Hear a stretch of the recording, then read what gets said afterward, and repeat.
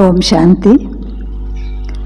ಇವತ್ತಿನ ದಿನ 90ನೇ ವರ್ಷದ ಮಹಾಶಿವರಾತ್ರಿಯ ಈ ಒಂದು ಶುಭ ಸಮಯದಲ್ಲಿ ಆಗಮಿಸಿರುವಂತಹ ಅತಿಥಿ ಮಹೋದಯರಿಗೆ ಸ್ವಾಗತ ಕೋರುತ್ತಾ, ಹಾಗೂ ನಮ್ಮೊಂದಿಗೆ ಯಾವಾಗಲೂ ಇರುವಂತಹ ಹಾಗೂ ಇವತ್ತಿನ ದಿನ ಉಪಸ್ಥಿತರಿರುವಂತಹ ಸರ್ವ ಅಕ್ಕಂದಿರಿಗೆ, ಅಣ್ಣಂದಿರಿಗೆ ಶುಭಾಶಯವನ್ನು ಕೋರ್ತಾ ಇದ್ದೇನೆ. ಮುಖ್ಯವಾಗಿ ಈ ಒಂದು ಸಂಸ್ಥೆಯ ಬಗ್ಗೆ ತಿಳಿಸುವುದಾದರೆ, ಶಿವರಾತ್ರಿಯಂದು ಪರಮಾತ್ಮನ ಜನ್ಮದಿನ ಹಾಗೂ ನಮ್ಮೆಲ್ಲ ಮಕ್ಕಳ ಜನ್ಮದಿನವೂ ಆಗಿದೆ. ಆ ಕಾರಣವಾಗಿಯೂ ಕೂಡ ಎಲ್ಲರಿಗೂ ಕೂಡ ಜನ್ಮದಿನದ ಶುಭಾಶಯವನ್ನು ಕೋರುತ್ತೇನೆ. ಅಕ್ಕ ಅವರು ನನಗೆ ಶಿವರಾತ್ರಿಯ ಬಗ್ಗೆ ಒಂದೆರಡು ಮಾತನ್ನು ತಿಳಿಸ್ಲಿಕ್ಕೆ ಹೇಳಿದರು. ಪ್ರಾಯಶಃ ಶಿವರಾತ್ರಿ ಅಂದರೆ ಎಲ್ರಿಗೂ ಗೊತ್ತಿರುವಂತಹದ್ದು. ರಾತ್ರಿ, ಅಂಧಕಾರದ ರಾತ್ರಿಯನ್ನು ನಿವಾರಣೆ ಮಾಡುವುದಕ್ಕೋಸ್ಕರ, ಅಜ್ಞಾನದ ಕತ್ತಲೆಯನ್ನು ದೂರ ಮಾಡುವುದಕ್ಕೋಸ್ಕರ, ಅಸತ್ಯದಿಂದ ಸತ್ಯತೆಯೆಡೆಗೆ ಕಡಿದುಕೊಂಡು ಹೋಗುವಂತಹ, ವಿಷದಿಂದ ಅಮೃತತ್ವದ ಕಡೆಗೆ ಕರೆದುಕೊಂಡು ಹೋಗುವಂತಹ ಈ ಒಂದು ಪರ್ವವೇ ಆಗಿದೆ ಮಹಾಶಿವರಾತ್ರಿ. ಶಿವ, ಅವನ ಬಗ್ಗೆ ಒಂದು ತಿಳಿಸುವುದಾದರೆ, ಅವನು ಸರ್ವಾತ್ಮರ ತಂದೆಯಾಗಿದ್ದಾರೆ, ನಿರಾಕಾರ ಆಗಿದ್ದಾರೆ, ಪರಂಜ್ಯೋತಿ ಸ್ವರೂಪರಾಗಿದ್ದಾರೆ. ನಮ್ಮೆಲ್ಲರ ಪರಮಪಿತ ಪರಮಾತ್ಮ ಶಿವ ತಂದೆಯಾಗಿದ್ದಾರೆ. ನಾವೆಲ್ಲರೂ ಭಕ್ತಿ ಮಾರ್ಗದಲ್ಲಿ ಆಚರಿಸಿಕೊಂಡು ಬಂದ ಹಾಗೆ ಶಿವರಾತ್ರಿಯನ್ನು ನಾವು ಆಚರಣೆಯನ್ನು ರಾತ್ರಿ ಜಾಗರಣೆ ಮಾಡುವುದರ ಮೂಲಕ ಮಾಡ್ತೇವೆ. ಇದರ ಯಥಾರ್ಥವಾಗಿದೆ.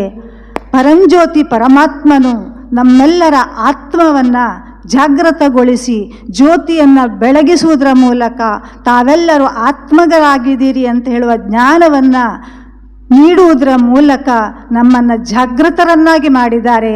ಆ ಒಂದು ಶುಭ ಅವಸರವೇ ಆಗಿದೆ ಜಾಗರಣೆ ಮಾಡುವಂಥದ್ದು. ಅದಲ್ಲದೆ ನಾವು ಉಪವಾಸವನ್ನು ಭಕ್ತಿ ಮಾರ್ಗದಲ್ಲಿ ಆಚರಣೆ ಮಾಡ್ಕೊಂಡು ಬಂದಿದ್ದೇವೆ. ನಮಗೆ ಈಗ ಈ ಒಂದು ಪರಮಾತ್ಮನ ಜ್ಞಾನದಿಂದ ಗೋಚರವಾಯಿತು.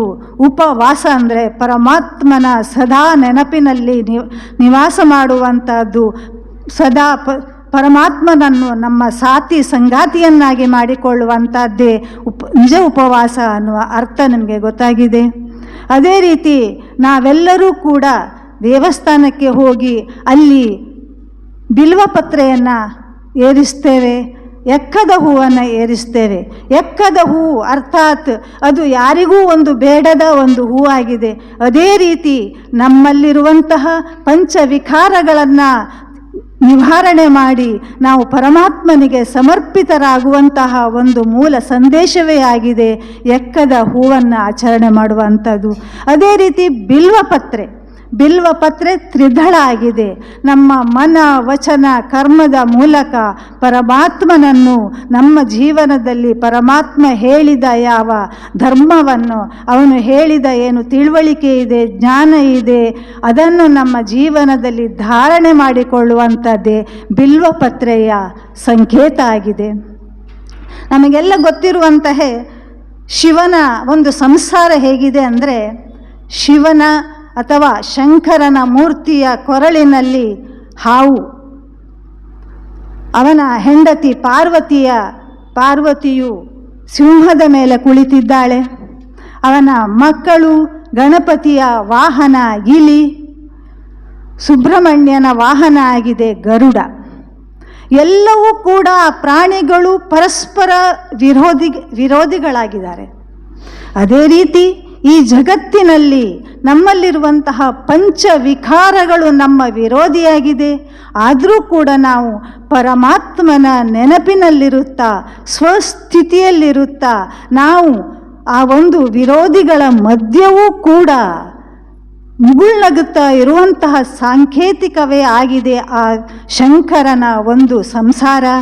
ಈ ಒಂದು ವಿಷಯವನ್ನು ನಮ್ಮ ಜೀವನದಲ್ಲಿ ತಿಳಿದುಕೊಳ್ಳುತ್ತಾ ನಾವೆಲ್ಲರೂ ಕೂಡ ಸುಗಂಧಿತ ಪುಷ್ಪಗಳಾಗೋಣ, ಅರಳಿದ ಹೂಗಳಾಗೋಣ ಅಂತ ಹೇಳ್ತಾ ತಮ್ಮೆಲ್ಲರಿಗೂ ನನ್ನ 1-2 ಅನಿಸಿಕೆಗಳನ್ನು ಕೇಳಿದ್ದಕ್ಕಾಗಿ ನನ್ನ ಮನಪೂರ್ವಕ ಧನ್ಯವಾದಗಳು.